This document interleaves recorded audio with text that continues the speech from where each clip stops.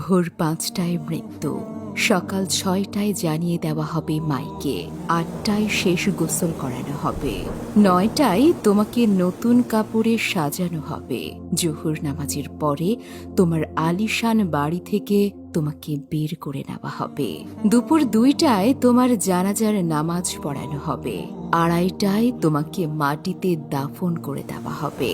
মাটি দেওয়া শেষে কেউ তোমার জন্য দোয়া করবে, আর কেউ চলে আসবে।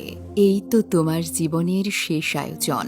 তো কিসের এত অহংকার, কিসের এত ক্ষমতার দাপট? ক্ষমতা কারোর জন্য চিরস্থায়ী নয়। অন্যায়ভাবে কাউকে ঠকালে একদিন নিজেকেও ঠকতে হয়। কিছু লোককে অল্প সময়ের জন্য বোকা বানানো যায়, কিন্তু দীর্ঘমেয়াদে বোকা বানানো যায় না। স্বাধীনতা অর্জনের চেয়ে রক্ষা করা কঠিন। বহু বিজয়, বহু আনন্দ, বহু গর্ব অহংকার আমরা দেখেছি।